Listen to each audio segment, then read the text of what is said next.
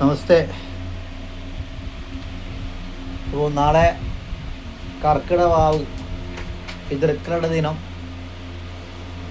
അപ്പോൾ ഒരുപാട് കോളുകൾ പല ഭാഗത്തുനിന്നും വന്നു. പലർക്കും പല സംശയങ്ങളാണ്. ചിലർക്ക് സംശയം അച്ഛനും അമ്മയും ജീവിച്ചിരിക്കുമ്പോൾ ബലിയിടാൻ പറ്റുമോ. മറ്റു ചിലർക്ക് അച്ഛൻ മരിച്ചതിന് 1 വർഷം കഴിയുന്നതിന് മുമ്പ് ബലിയിടാൻ പറ്റുമോ. ഇങ്ങനെ പല പല സംശയങ്ങളാണ്. പിന്നെ പിതൃക്കൾക്ക് അകത്ത് എന്തൊക്കെ വെച്ചു, പായസം മാത്രമല്ലേ വെക്കാവൂ, അകത്ത് വെക്കാൻ പാടുണ്ടോ, തിരുനെല്ലിയിലും തൃച്ചംബരത്തും അങ്ങനെയുള്ള പിതൃക്കളെ ആ വിഷ്ണുപാദത്തിൽ ലയിപ്പിക്കുന്ന ക്ഷേത്രത്തിലേക്ക് പ്രതിമ സങ്കല്പിച്ചു കഴിഞ്ഞാൽ പിന്നെ അകത്ത് വെച്ചു കൊടുക്കണം. ഇതൊക്കെയാണ് ചോദ്യങ്ങൾ. അപ്പോൾ ഇന്ന് രാത്രി മുതൽ വാവ് തുടങ്ങും. ഇന്ന് രാത്രി 2 മണിക്ക് ശേഷം വാവ് തുടങ്ങുന്നുണ്ട്. നാളെ രാത്രി 11 വരെ, 11 മണി ചെറിയ ടൈം വരെ വാവുണ്ട്. അപ്പോൾ നാളെ മുഴുവനായിട്ടും വാവിൻ്റെ സമയം തന്നെയാണ്. അപ്പോൾ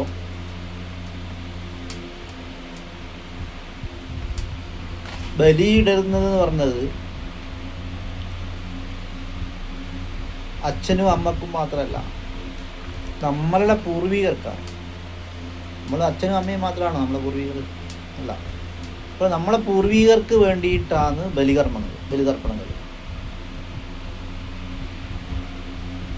അപ്പോൾ അതാദ്യം മനസ്സിലാക്കുക. അല്ലാതെ പിതാവോ മാതാവോ ജീവിച്ചിരിക്കുമ്പോൾ ബലിയിടാൻ പാടില്ല എന്ന് എവിടെയും നിഷ്കർഷിച്ചിട്ടില്ല. ബലിയൊക്കെ ഇടാം. പിന്നെ അച്ഛൻ മരിച്ച് 1 വർഷം കഴിഞ്ഞാലേ ബലിയിടാൻ പാടുള്ളൂ, അങ്ങനെയും നിയമമില്ല. കാരണം മരണാനന്ത ക്രിയകൾക്ക് മരിച്ചു കഴിഞ്ഞാൽ 16 ദിവസത്തെ ബലിയിടുന്ന ആൾക്കാരുണ്ട്, 12 മാസത്തിലെ വാവിന് ബലിയിടുന്ന ആൾക്കാരുണ്ട്. അപ്പോൾ പിന്നെ കർക്കിടക വാവിന് ബലിക്ക് മാത്രം എന്തുകൊണ്ട് ഇട്ടുവിടാം?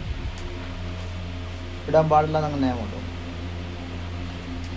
ഞാൻ പറഞ്ഞല്ലോ, ഇത് പിതൃക്കൾ എന്ന് പറയുന്നത് നമ്മുടെ പൂർവികർക്ക് വേണ്ടിയിട്ടാണ്. അപ്പോൾ ബലിയിടുന്നതിൽ തെറ്റൊന്നുമില്ല.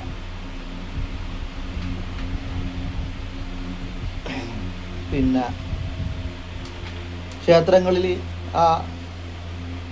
എന്താ പറയണ്ടേ, ആവാഹിച്ച് കഴിഞ്ഞ് പ്രേതത്തെ ആ വിഷ്ണുപാദത്തിൽ ലയിപ്പിച്ച് കഴിഞ്ഞാൽ ബലിയിടാൻ പാടുള്ളൂ, അല്ലെങ്കിൽ അകത്ത് വെച്ച് കൊടുക്കാൻ പാടുള്ളൂ. ഇതൊക്കെയാണ് ചോദ്യങ്ങൾ. ഇതൊക്കെ എന്തുകൊണ്ട് ഇങ്ങനെ ഇന്ന് ചിന്തിക്കുന്നു പറഞ്ഞാൽ, പലരും ഇന്ന് യൂട്യൂബും സോഷ്യൽ മീഡിയ ആണല്ലോ, ഇതിൽ പല ആചാര്യന്മാരും പലതാ പറയുന്നത്. അതുകൊണ്ട് തന്നെ അവർക്ക് സംശയങ്ങളുണ്ടാവും, ചെയ്യാൻ പാടുള്ളൂ. നിങ്ങൾ ഒരു കാര്യം മനസ്സിലാക്കുന്നുണ്ട്, ഗുരു ബ്രഹ്മ ഗുരു വിഷ്ണു ഗുരുദേവോ മഹേശ്വര ഗുരു സാക്ഷാൽ പരബ്രഹ്മ തസ്മൈ ശ്രീ ഗുരുവേ നമഃ. മാതാ പിതാ ഗുരു ദൈവം. അപ്പം ഗുരുവിനെ ആദ്യം കാണിച്ചത് തരുന്നത് ആരാണ്? മാതാവും പിതാവും കഴിഞ്ഞിട്ടേ ഗുരുവിലേക്ക് എത്തുന്നത് അല്ലേ? ആ ഗുരുവാണ് നമ്മളെ ദൈവത്തെ കാണിക്കുന്നത്. അപ്പം ആദ്യം ആരാണ് അവിടെ? മാതൃപിതൃ അല്ലേ?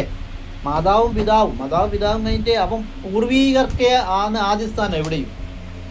അച്ഛൻ അമ്മ പരമ്പര അതിന് തന്നെയാണ് ആദ്യ സ്ഥാനം. അത് കഴിഞ്ഞിട്ടേ മറ്റുള്ളതെല്ലാം വരുന്നുള്ളൂ, പരമ്പര കുറച്ച് വരുന്നു.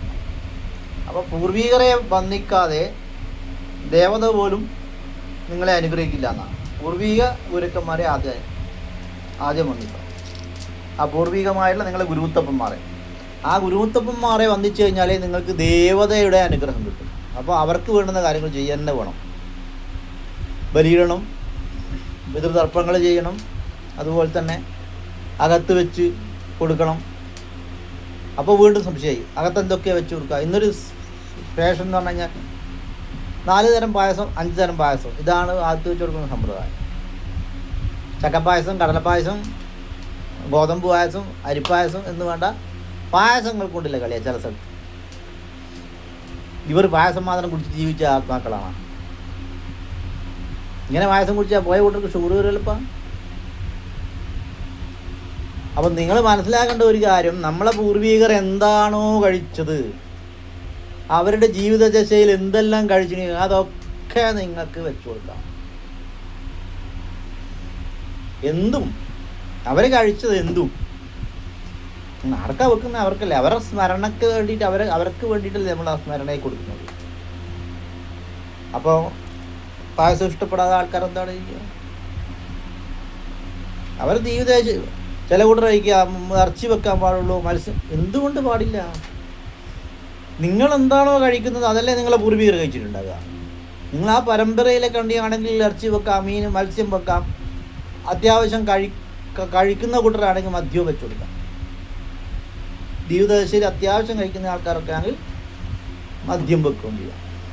ഇതൊക്കെ അകത്ത് വെച്ചിട്ട് തന്നെയാണ് ഗുരുപരമ്പരകൾക്കും പോയ പൂർവികർക്കും ഒക്കെ ഊട്ടുക എന്ന ചടങ്ങ്, അകത്ത് വെച്ചു കൊടുക്കുക ചടങ്ങ്. അപ്പോൾ എല്ലാവരും അവരവരുടെ മാതൃപിതൃ പാരമ്പര്യത്തെ വന്ദിക്കണം, അവർക്ക് വേണ്ടിയിട്ടുള്ള കർമ്മങ്ങൾ ചെയ്യണം, അവർക്ക് അകത്ത് വെച്ച് കൊടുക്കണം. ഇതൊക്കെ ചെയ്യണം. എന്താണോ കഴിച്ചത് അതന്നെ വെച്ചു കൊടുക്കുക. അതിൽ യാതൊരു ഇതുമില്ല. അല്ല ഇതെങ്ങനെയാണ് വെക്കുക, മത്സ്യം വെക്കുക, മാംസം വെക്കുക, അങ്ങനത്തെ ഒരു ചിന്തയും വേണ്ട. അവരെന്തൊക്കെയാണ് കഴിച്ചത് അത് വെച്ചു കൊടുക്കുക. അവർക്ക് മത്സ്യം ഇഷ്ടമെങ്കിൽ ഇല്ലെങ്കിൽ നിങ്ങൾ വെക്കണ്ട. ജീവിതദശയിൽ അവർ മത്സ്യവും മാംസവും ഒക്കെ കഴിച്ച കൂട്ടരാണെങ്കിൽ അതും വെക്കാം. അപ്പോൾ ഇതൊക്കെ പറയുന്നത് പറഞ്ഞാൽ ചിലർ പറയുന്നതും ചോദിച്ചതുമായ സംശയങ്ങൾക്ക് മറുപടിയാണ്. അതുകൊണ്ട് ഇതൊന്നും വെക്കുന്നതിൽ യാതൊരു തെറ്റുമില്ല, ഇങ്ങനെയൊക്കെ ചെയ്യാം. അപ്പോൾ എന്തായാലും നാളെ പിതൃക്കളൊക്കെ വരുമ്പോൾ എല്ലാവരും ഇതൊക്കെ ചെയ്യാം. നന്ദി.